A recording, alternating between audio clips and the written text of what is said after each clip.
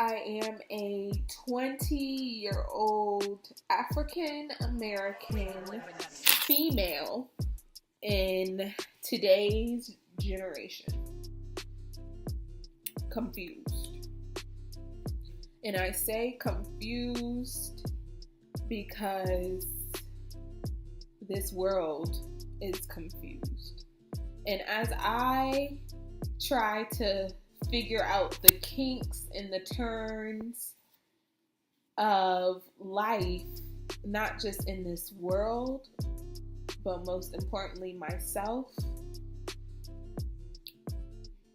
I remain conflicted, sad, depressed, unworthy, ambitious, determined, hardworking, caring, loyal. My name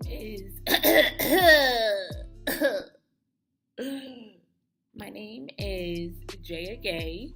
I am 20 years old, originally born and raised in Chicago, Illinois. When I was younger, I always remember people calling me the center of attention, dramatic,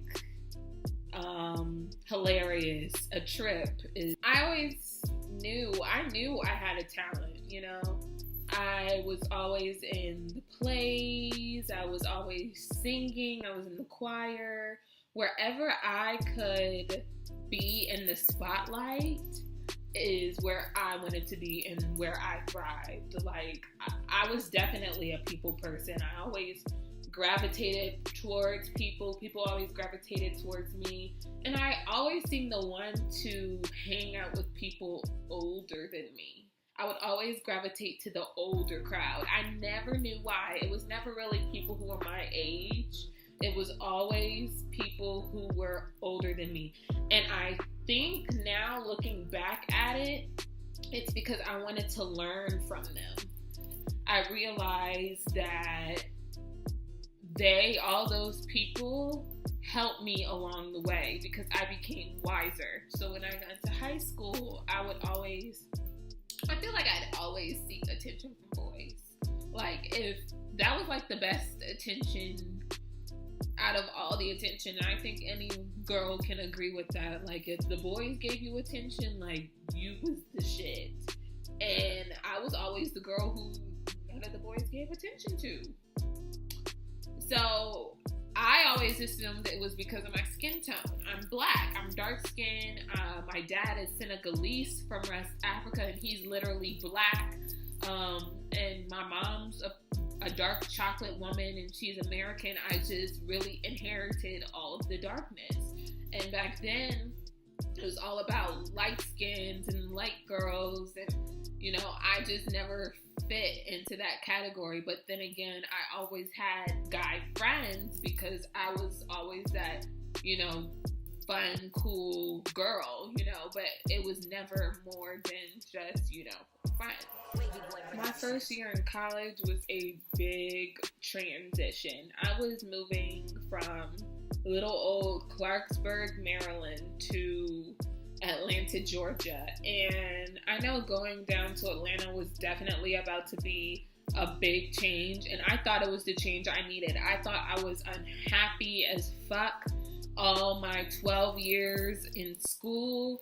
And I thought college is where it's at. I'm about to live my life. My mom's not about to tell me what I can and can't do. I will get to be my own person. So I came down here to Atlanta and thinking I was going to find the perfect guy, and we were gonna be together and all this other stuff. And I come down here to compete with literally video vixens, bottle girls, sugar babies, all that. And I'm looking at myself girl.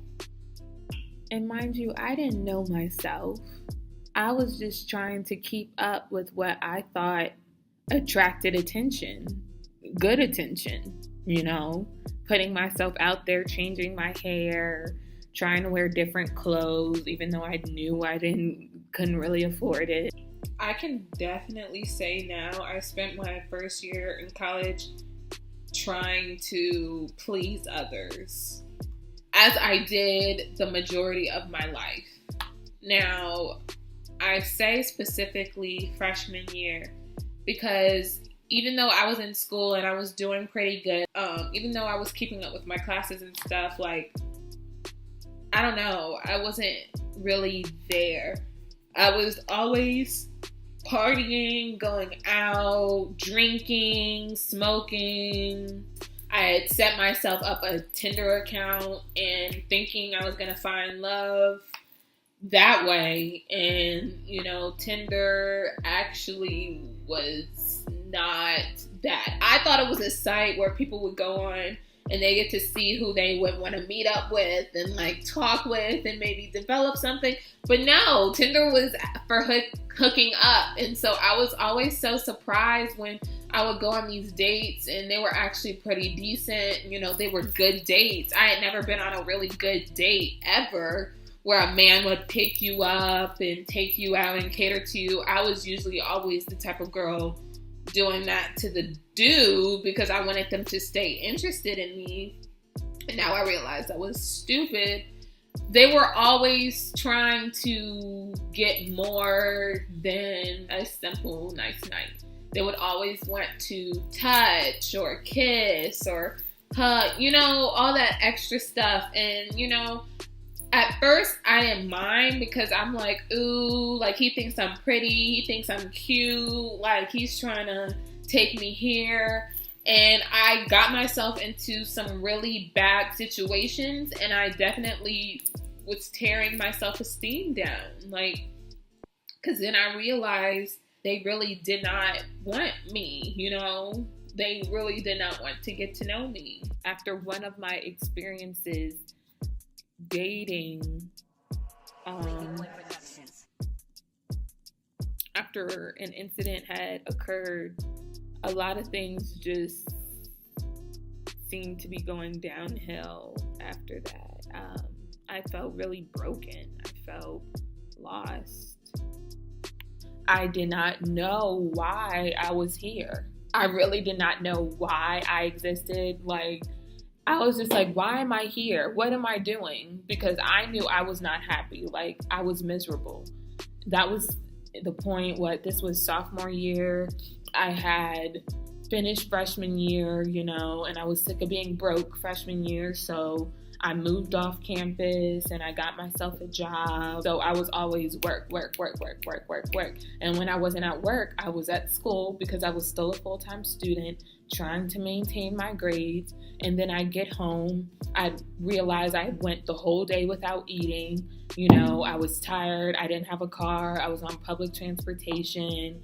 Like, I was just so drained and I didn't have time for myself. And so through this period where I wasn't doing anything for myself and I felt like I was giving more to other people, I literally went on E. Like, I was out of fuel. I was done. I hit rock bottom. I was breaking down every day for no reason. And it just hit me that I was definitely depressed. I shut myself out. I distanced myself from all my friends. It was really, really tough for me. I had started to make my presence known on campus, and so people knew the type of person I was. They knew my personality. They got to know me just on a personal level. And people would always ask, why don't you have a YouTube? Why don't you have a talk show? If you had this, I'd definitely listen. You're like, I would definitely tune in. And so hearing them say that, yeah, I appreciated it because I knew that I would have some support. But then I just still had that inner voice in my head, like, no one cares what you have to say. What makes you think that you, out of all people, are going to get people's attention? Jada had launched Red Table Talk, and when I first heard about it, I was just thinking, damn, this girl took my idea. And she really didn't take my idea, But I then realized, like, I'm sitting here on my ass. I've had this idea of starting my own blog show. I became discouraged. My manager, every day I'd come in and be like, ooh, girl, I'm going through it. Ooh, girl, I'm so tired. Ooh, girl, I'm so irritated. Ooh, girl, I'm so sad. Ooh, girl, I'm about to have a breakdown. Every day. And this girl, I feel like she was looking at me like, girl, why is your life so out of order? Like, take control of your life. But she definitely became a motivation in my life because I couldn't even motivate myself. Myself was talking myself out of doing what I knew I wanted to do. Slowly but surely, I started to pick myself up. I learned, okay, I can't keep blaming everybody else for me feeling lonely, me feeling unloved, me feeling unworthy, me being not cared about. That has nothing to do with everybody else. That has everything to do with me and what I think of myself. I felt like I was the girl who always knew who she was, what she wanted to do, what she wanted to be when she grew up, what life she wanted to have, how it was going to come to be, the order it was going to be in. And it was a wake-up call. I remember one day I was walking to class in the mass media arts building, and I saw a flyer, and it said NABJ. And I had heard my mom telling me about NABJ before, but, I always thought, I was working. Money was my main concern. So I was like, I don't have time for no extracurricular, nothing. I have work. But I saw this flyer this one day, and I felt like I heard something like saying, go. Like, this is your chance. You need this. I ended up telling my manager, listen, this is not my purpose. I feel unhappy. I have to go to this meeting, or else I feel like I'm just gonna miss my life calling, like my dream. I'm going to miss my dream. Tamika Jones. I remember her name like this was yesterday because I felt embarrassed, but I felt blessed at the same time.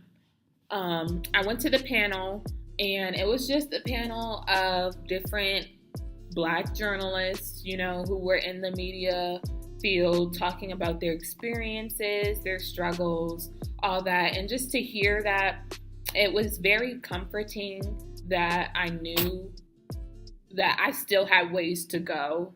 But Tamika, she had to realize that she can't wait on anyone to see her, She has to create it for herself.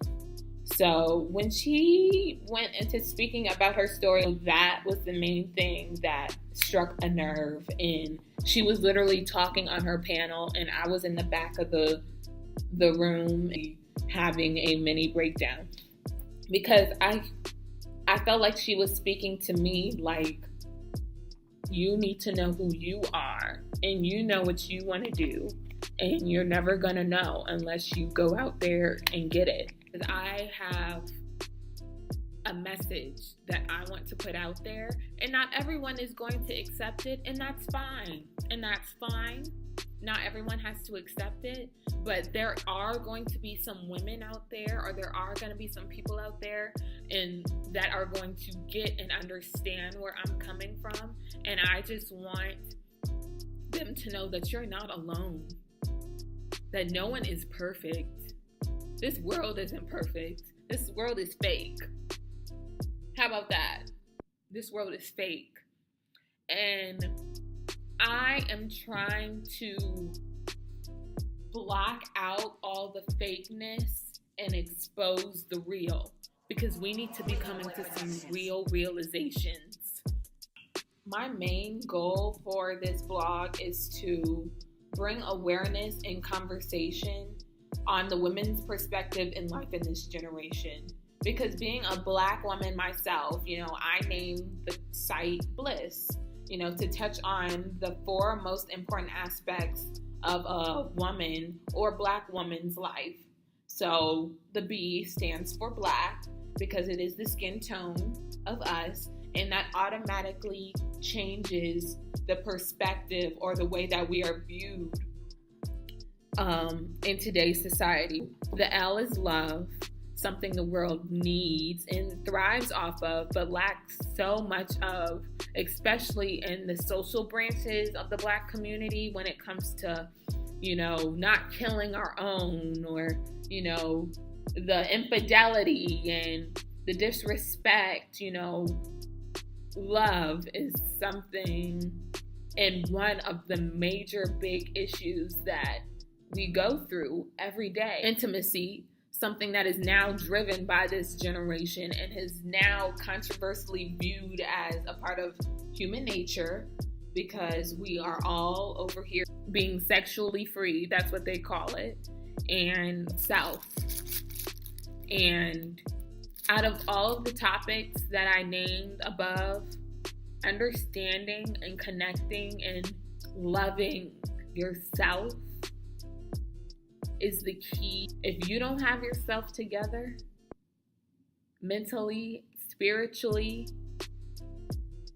you're not going to fully understand life at its full potential. With all of the topics above, I hope to explore and discuss all the underlining and undiscovered issues.